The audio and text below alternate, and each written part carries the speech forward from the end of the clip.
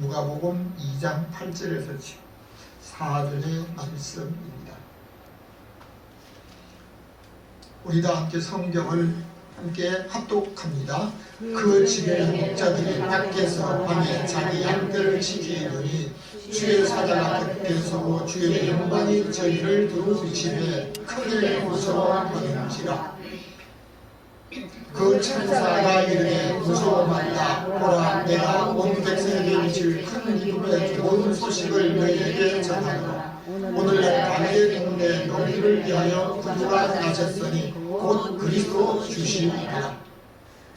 너희가 가서 광고에서여 우리의 누인 아기를 보리니 이것이 너희에게 표적이니라 하더니 보려니 영원한 천군이 그 천사와 함께 있어 하나님을 찬송하여 가로되 지극히 높은 곳에서는 하나님께 영광이요 땅에서는 기뻐하심을 입은 사람들 중에 평화로다 하니라. 아멘. 오늘도 성탄 축하 예배 주님 앞에 영광 돌리는 믿음의 모든 사람들에게 하나님의 평강이 임하시기를 주님의 이름으로 축원합니다. 오늘 모든 세계 나라들이 성탄절을 지키면서 예수 그리스도의 나심을 축하하고 있습니다. 사람이 세상에 태어나기 전에는 세상에 있는 걸 몰랐습니다.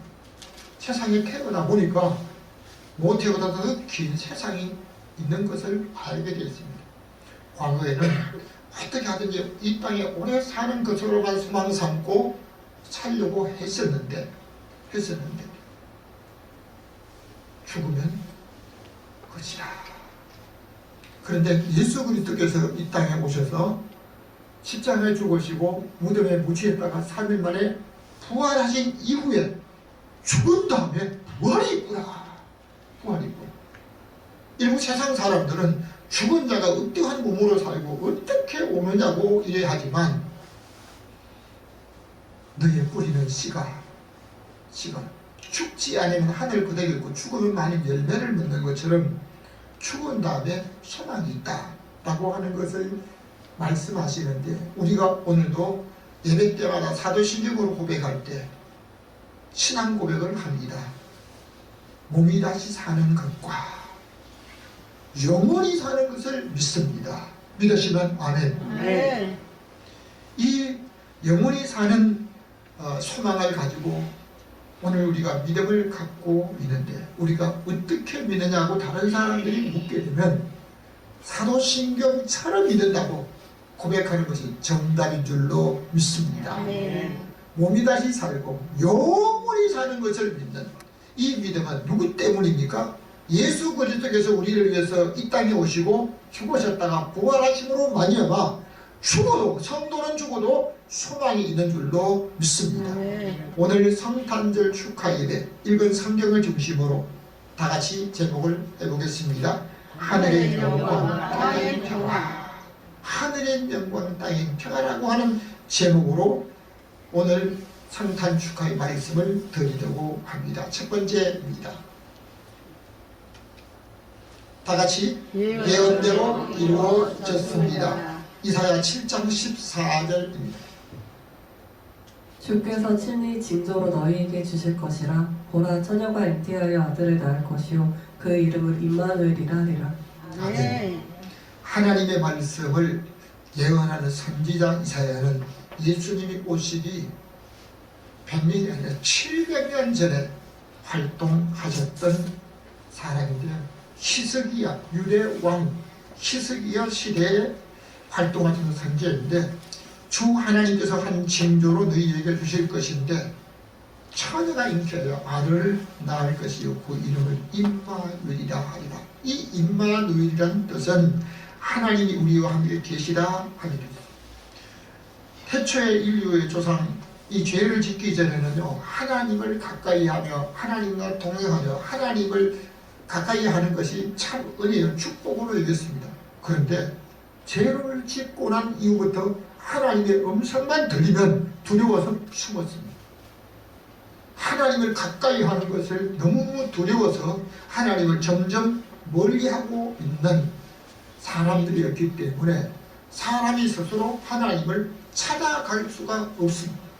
마치 어린아이가 길을 잃어버리면 집을 찾아올 수 없듯이 죄를 지은 인간은 하나님이 누구신지, 하나님이 어떤 분이신지, 어디에 계신지 전혀 모르기 때문에 찾아갈 수가 없습니다. 그러니까 인간 스스로 하나님을 찾아갈 수 없는 그 죄인들을 하나님이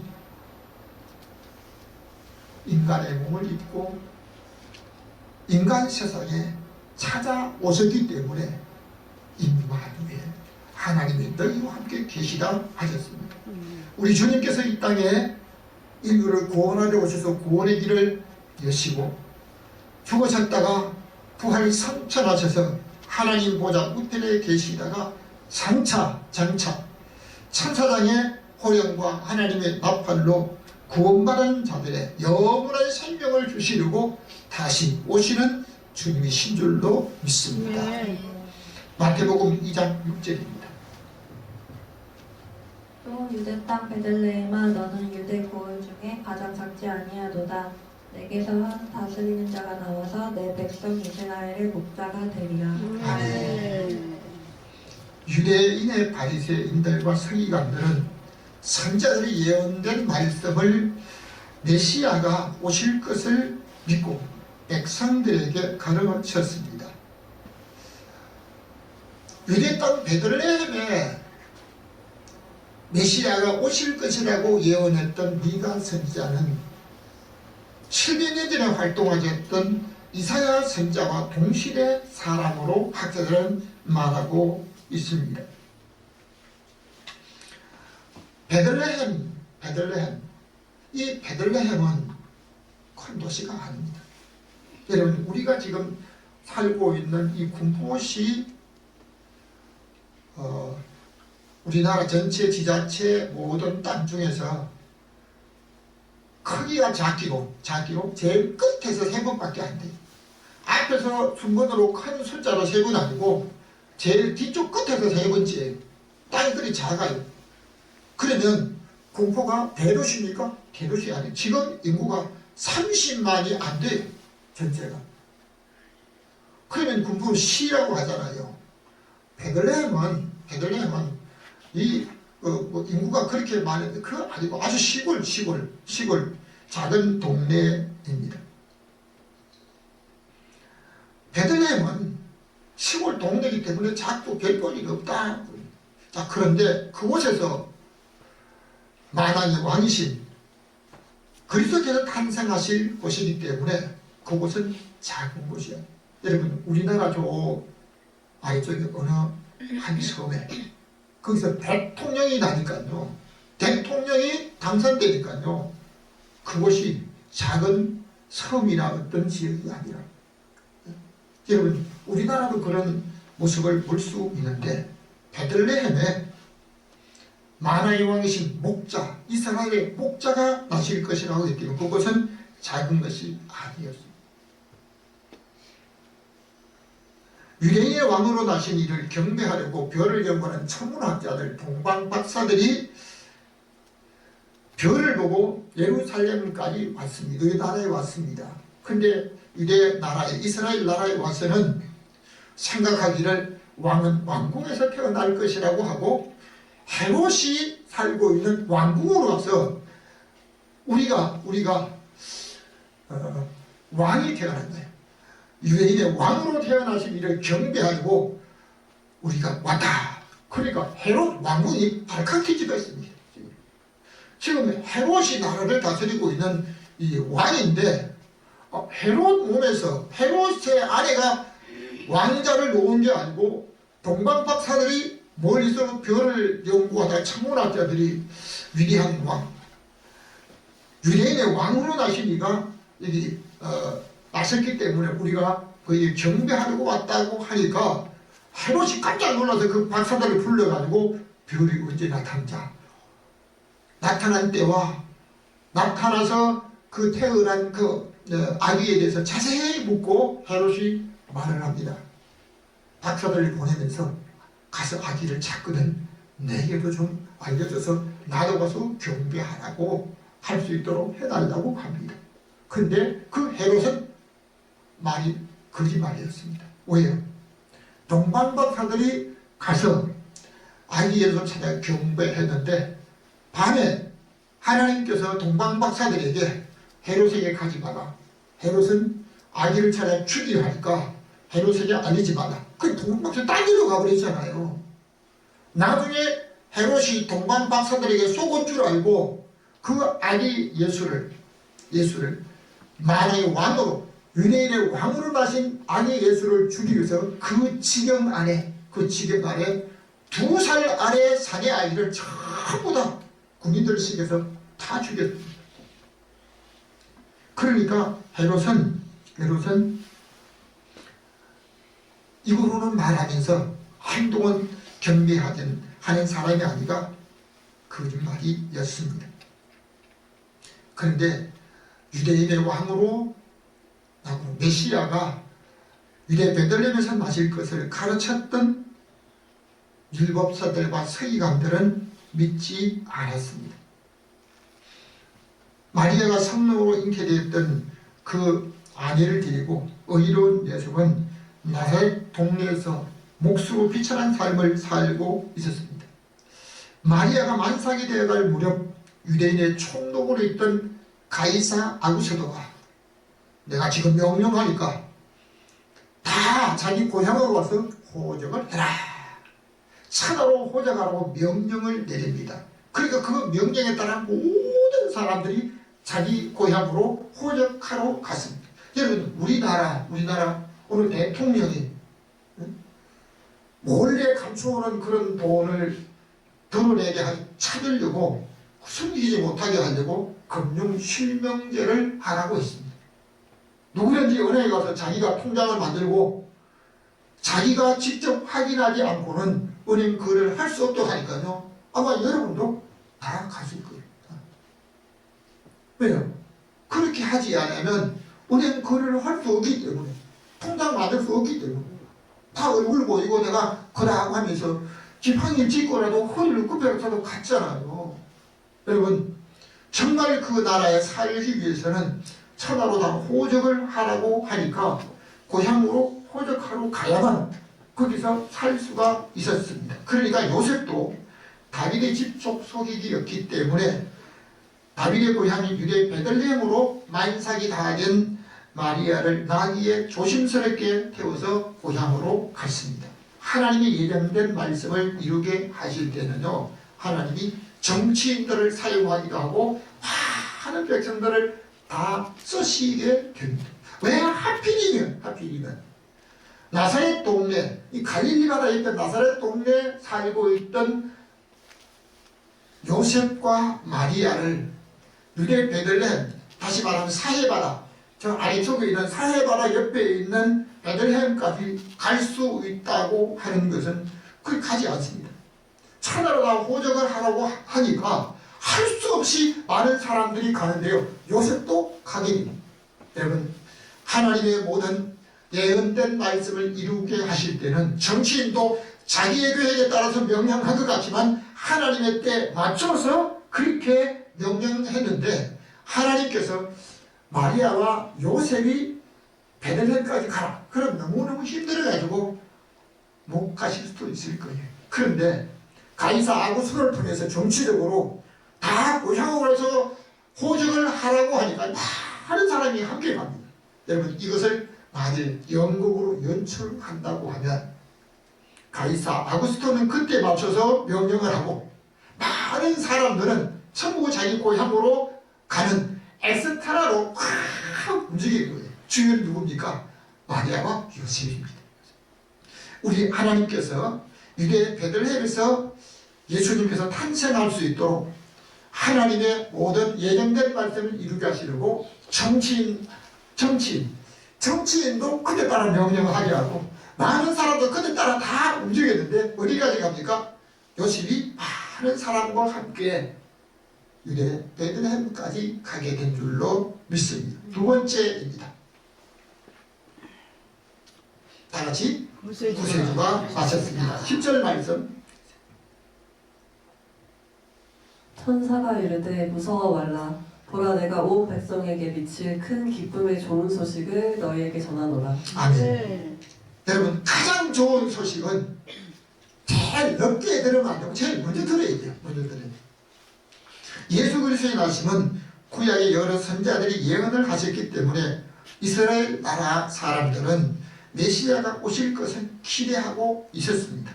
당시 유대인들은 로마의 지배 아래 로마의 식민지로 살고 있었기 때문에요. 참 세발이 로마의 모든 지배 아래 있어야 되는 겁니다. 자기가 스스로 어디를 갈 수도 있지만요. 때로는 잘못 걸리면 법으로 유대인들에게 무거운 짐을 지어가지고 야 오리를 가. 그럼 오리 무지 가야 됩니다. 왜? 이게 법이었습니다. 식민지로 사는 사람은요. 그 나라에 시키는 대로 여러분 우리나라가 식민지로 살아본 경험이 있잖아요. 그거 몇 있겠습니까? 이거 맞고 창씨 개명했잖아요. 호적에 지금도 일본식으로 창씨 개명한 헌적이 있어요. 학교에서 한글을 가르치면 일본어가 그걸 해야 돼요. 학생들 좋은 시간에 일본에 향해서 90도로 절을 하는 이것도 그냥 하라고 시킨 대로 했던 거예요. 강제로 청년들을 동원시켜가지고 자기들 원하는 공장에 다 일하게 했던 거예요. 식민지에 사는 사람들이 그만큼 비참한 거예요. 그러니까 유대인들은 메시아가 오시면 로마의 지배에서 벗어나서 우리를 해방시켜 주실 것을 기대하고 믿었던 사실입니다. 그러나 아기 예수님이 탄생하실 때는요, 헤롯 왕도 서기관 내가 아무도 몰랐습니다. 그런데 한밤중에 천사가 나타나서 목자들에게, 여러분 목자는 밤에 집에서 잠을 자지 못하고 덜에 잠을 자야 됩니다. 아무리 열대지방이라도요, 덜에는 바람 막을 곳이 없기 때문에 한밤중에는 추위를 무릅쓰고 밤중에 자기 양떼를 지키면서 있는 그 목자들, 여러분 어떤 소망이 있습니까? 정말 순수한 그 목자들에게 천사들이 나타나서 갑자기 밝은 빛이, 밤중에 빛이 내가, 여러분 무서워하지 않겠습니까? 두려워하고 있을 때 천사들이 말합니다. 무서워 말라. 보라, 내가 온 백성에 비칠 큰 기쁨의 좋은 소식을 너희에게 전하노라. 아멘. 천사들이 목자들에게 가장 먼저 예수 그리스도의 탄생의 소식을 알려준 줄로 믿습니다. 그리스도의 나심은 온 백성들에게 좋은 소식이 된다는 것. 인류 사람들이, 모든 사람이, 왜요? 모든 사람이 죄 속에서 살다가 죽어서 영원한 멸망에 소망이 없는 사람이었지만 예수 그리스도의 나심으로 인해서 예수 그리스도를 믿기만 하면 영원한 생명을 얻을 수 있는 소망이 있기 때문입니다. 세상에 위대한 사람은 많으나 그들은 백성을 구원하는 구세주는 될 수 없습니다. 사람의 아들로 태어난 모든 사람은 죄의 피가 흐르고 있기 때문에 죄인이 구세주가 될 수 없지만 예수 그리스도는 성령으로 마리아에 잉태하사 하나님의 아들로 죄 없으신 분으로 온 인류의 구세주가 되심을 믿으시면 아멘. 할렐루야. 11절 말씀입니다. 오늘날 다윗의 동네에 너희를 위하여 구주가 나셨으니 곧 그리스도 주시니라. 아멘. 마태복음 11장에 보면 예수님의 오실 길을 예비하기 위해서 세례 요한이 먼저 오셨습니다. 그런데 예수님께서 세례 요한에게 내가 하나님의 예정으로 오신 메시아다, 그렇게 직접 말하지 않았습니다. 우리 주님이 말씀을 선포하시고 가르치실 때 요한에게 따르던 사람 그쪽으로 많이 갑니다. 그러니까 자기보다 능력이 있으신 그분, 자기에게 세례를 받으러 오셨을 때 보라 세상 죄를 지고 하는 하나님의 어린 양이라고 선포했지만 세례 요한이 그분이 정말 하나님을 보내십니다. 우리가 다른 일 기도 제자를 보냈습니다. 제자들을 보내면서 이렇게 질문합니다. 우리 오실 그분이 당신입니까? 아니면 우리가 다른 이렇게 메시아를 기다리는데 다른 오실 일을 기다려야 합니까? 그때 예수님께서 요한이 보낸 제자들에게 말합니다. 너희가 가서 본 것을 너희에게 말해라. 소경이 보며 안전뱅이가 걸으며 문둥이가 깨끗함을 바르며 기부거리가 되르며 죽은 자가 살아나며 가난한 자에게 복음이 전파된다 하라. 아멘. 여러분, 복음은 많이 배운 사람에게 먼저 아니고 권세가 있는 사람에게 먼저 들려주는 게 아니고 정보를 미리 아는 사람이 세상의 어떤 정보를 미리 아는 사람에게 아니고요. 가난한 사람에게 먼저 복음이 전파된 줄로 믿습니다. 여러분, 정말 아무것도 가지지 못하고 들에서 자기 양떼를 지키며 함을 세우는 그 목자들에게 하나님이 천사를 보내셔서 너희의 빛을 너희에게 오늘 온 백성에게 가장 기쁜 즐거운 소식을 전한다고 하셨습니다. 예수님 말씀하시는 팔복 가운데서도 심령이 가난한 자는 천국이 저희 것이요. 오늘 저와 여러분은 심령이 정말 가난한 자가 되어서 예수 그리스도를 구세주로 믿고 예수님을 모시고 이 땅에 살다가 우리 주님이 원하시는 그 경배를 드리며 살다가 우리 하나님 앞에 영광 돌리는 저와 여러분 되시기를 주님의 이름으로 축원합니다. 세 번째입니다. 다 같이 순전한 자들이 경배합니다. 8절 말씀. 그 지경의 목자들이 밖에서 밤에 자기 양떼를 지키더니 세상 사람들은 여러 가지 직업을 갖고 있는데요. 좋은 집에서 잠을 자는 사람이 있는가 하면 밤에도 잠을 집에서 자지 못하고 들판에서 지내는 목자들이 있습니다. 세상 사람이 볼 때 가장 천한 직업을 가진 자들이 목자들이라고 할 수 있습니다. 여러분, 열대지방이라도요, 밤에는 더 추워요. 열대지방에도 영상의 온도지만요, 몸이 냉해가지고 얼어 죽는 사람, 정말 동태가 되어 죽는 게 아니고 얼어 죽는 사람이 있다는 거예요.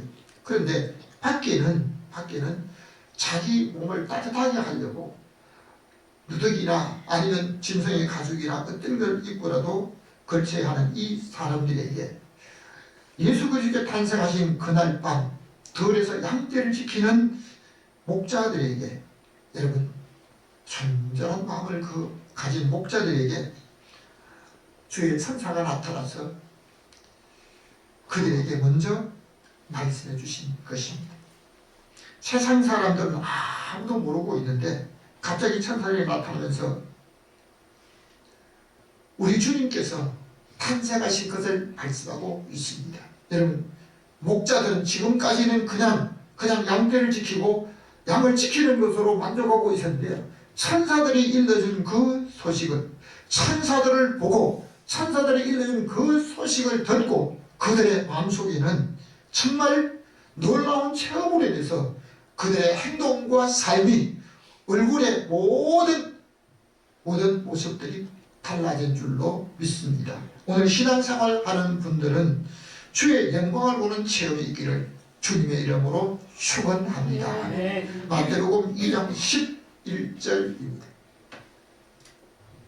집에 들어가 아기와 그 모친 마리아에 함께 있는 것을 보고 엎드려 경배하고 복의 합을 열어 황금과 유향과 몰약을 예물로 드리니라. 아멘. 동방 박사들은 별을 보고 예루살렘까지 왔지만 왕궁에서 아기가 날 것을 생각했는데 실상은 아니었습니다.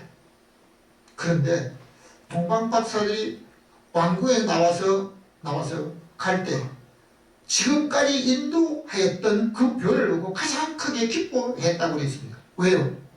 그 별이 아기 예수 계신 곳까지 인도하셨기 때문입니다.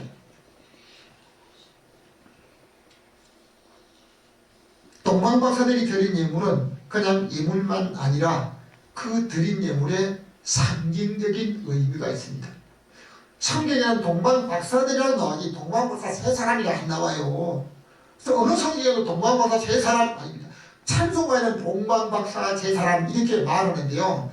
동방박사는 세 사람이라고 성경에 안 나와요. 그냥 동방박사들이라고 안 나옵니다. 그런데 동방박사들이 드린 예물이 세 가지였습니다. 첫 번째 뭐죠? 황금이었습니다. 두 번째는 몰약이라고 한 것이, 세 번째는 유향이었습니다. 자, 그런데 이 황금은 왕을 상징하는 것이었습니다. 왕. 그래서 우리나라 왕궁에서도 그렇고 솔로몬 왕의 시대도 그렇고 참 왕들은요 금으로 장식합니다. 금으로 장식하고 옷도 마찬가지입니다. 아니면 모든 의복도, 그 다음에 쓰는 기구들도, 심지어 솔로몬 시대에는요 먹고 마시는 그릇들도 전부 금으로 만들었습니다.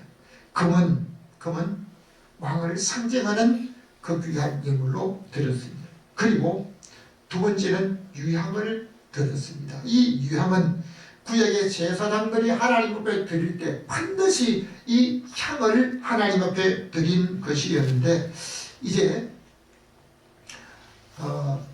이 유향은 제사장들이 드리는데 예수님께서 영원한 제사장으로 오셨다는 사실을 히브리서에서 잘 말씀해주고 있습니다. 우리에게 큰 대제사장이 있으니 성천하신 자 곧 하나님의 아들 예수라. 그리고 그리스도께서 대제사장 되심도 예수께서 멜기세덱의 반차를 쫓아 영원한 대제사장이 되어 우리를 위하여 들어가셨느니라. 제가 단번에 자기를 들여 이루셨습니다. 그러니까 오늘 예수님께서 대제사장으로 영원한 제사를 드리고 오셨는데요. 그 제사장은 구약시대 짐승을 잡아서 짐승의 피로 하나님 앞에 제사를 드립니다. 그런데 예수님께서는 짐승의 피 가지고는 만왕의 온 백성들의 죄를 속할 수 없기 때문에 자기의 몸으로, 자기의 피로 자기 몸을 들여서 제물로 삼으신 줄, 그러기 때문에 구세주가 계심을 믿으시기 바랍니다. 예수 그리스도를 통해서 예수 그리스도의 몸을 드림으로, 예수 그리스도의 피를 흘리심으로, 자기 피를 드림으로, 자기 몸을 드림으로 희생의 제물을 삼아 인류를 위한 대속 제물로 죄값을 완불하셨습니다. 그렇기 때문에 지금까지 살아왔던 인류, 그리고 앞으로 살아갈 모든 인류들의 죄값을 이미 완불을 했기 때문에 이 사실을 믿기만 하면 나중에 오신 분들도, 여러분 어떤 분이 내가 오늘 이 식당에 먹는 사람들의 음식값을 완불하더라. 그런데 그 뒤에 오는 사람 전부 돈 안 주고 그냥 먹어요.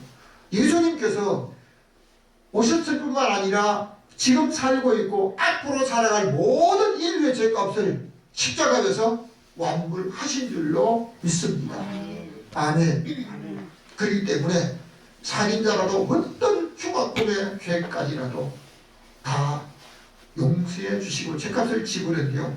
예수님의 피보다도, 피값보다도 더 중한 죄는 없다는 거예요. 모든 죄값을 지불하셨습니다. 그렇기 때문에 우리 주님 앞에 드려진, 죽음을 상징하며 드려진 것이 몰약이었잖아요. 그러니까 이 몰약을 제물로 드리고 유향을 드리고 황금을 드린 것은 만왕의 왕으로, 또 영원한 제사장으로, 그리고 모든 백성을 위해 죽으실 것을 상징하면서 드리는 제물이 되셨습니다.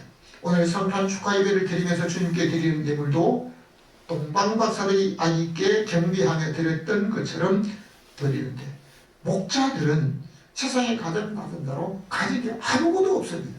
순진한 사람들에게 그들이 가서 구유에 놓인 아기를 보고 자기 몸을 엎드리고 경배하는 이것을 우리 주님이 받으신 줄로 믿습니다. 주님은 순전한 자들의 경배를 받으시며 박사들에게 받았던 것처럼 가장 귀한 예물을 드리는 이 모든 것들, 참으로 순진한 마음으로 드리는 경배, 예물을 받으시는 줄로 믿고, 오늘 그 하나님 앞에 저와 여러분이 순전한 마음으로 경배하는 믿음의 사람들 되시기를 주님의 이름으로 축원합니다. 결론적으로 말씀드립니다. 다 같이 영광과 평화입니다. 14절 우리 다 함께 읽겠습니다. 시작. 지극히 높은 곳에서 하나님께 영광이요 땅에서는 기뻐하시고 이건 사람들 중에 평화로다 하니라. 우리 교회가 1034년 전에 개척했을 때도 새벽송 도우는 사람이 10사람도 안 돼요. 그런데 다른 교인들이 와가지고 우리도 함께 새벽송까지 딱 해가지고 새벽송 그때 며칠에 가가지고 찬송 부르고 나면요 성경 말씀을 꼭 암송합니다. 지극히 높은 곳에서 하나님께 영광이요 땅에서는 기뻐하시는 이런 사람들 중에 평화라는 이 말씀을 드리고 있습니다. 예수님께서 이 땅에 사람의 몸을 입고 오신 것은 하나님의 영광의 자리를 떠나 낮고 천하고 죄 많은 인간의 몸을 입고 인류를 구원하려고 오신 줄로 있습니다. 하나님께서 하나님의 자리에 계셔야 하는데 성자 예수님께서는 영광의 자리에 계실 때 죽음을 초월한 분이었지만 사람의 몸을 입고 오시면서 헤롯의 죽음의 위험을 당해야 되고 많은 육체의 고통을 당했던 것이 사실입니다. 그때 예수님께서는 태어나시면서부터 헤롯의 죽음을 죽이려고 하는 그 모함 때문에 천사를 통해서 요셉에게 아기를 데리고 애굽으로 피했어라. 성경 말씀에는 내가 애굽에서 내 아들을 풀렸다 하면 이루려 하시리라고 하셨습니다. 예수님께서 이 땅에 탄생하신 이 모든 일들은 하늘의 영광이라고 하신대요. 여러분 하나님의 목적, 인류를 구원하시려고 한 하나님의 영광을 이루기 위해서 하나님의 계획된 것을 완성해 가실 때 우리 주님 앞에 하나님의 영광이라고 하시는데 예수님께서 요한복음 17장에 보면 이제 예수님이 십자가에 죽으실 때가 되었을 때입니다. 그때 우리 주님께서 아버지의 때가 이르렀사오니 아들을 영화롭게 하사 아버지를 영화롭게 하옵소서. 아들에게 주신 모든 자에게 영생을 주게 하시려고 만면을 다스리는 권세를 주셨습니다.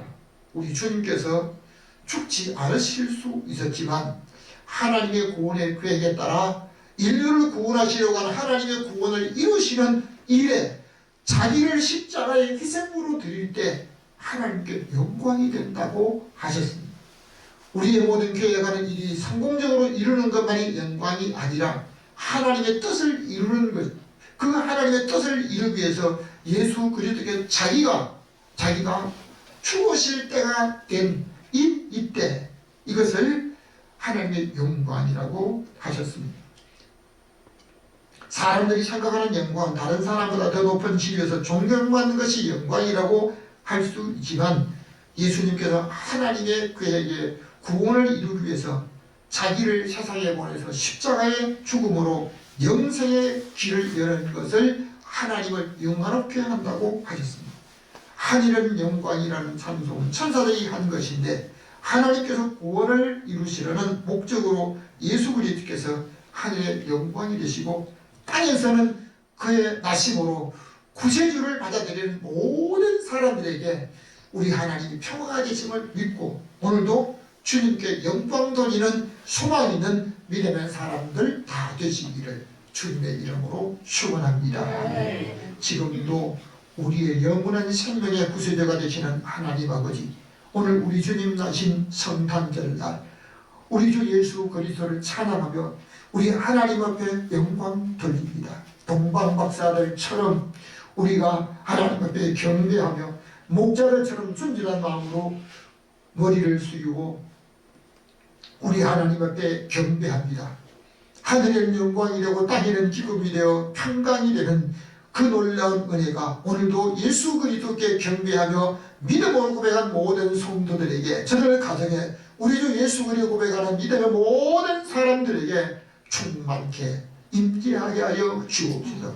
우리에게 영원한 소망과 구세주가 되시는 예수 그리스도 이름으로 기도하옵나이다. 찬송가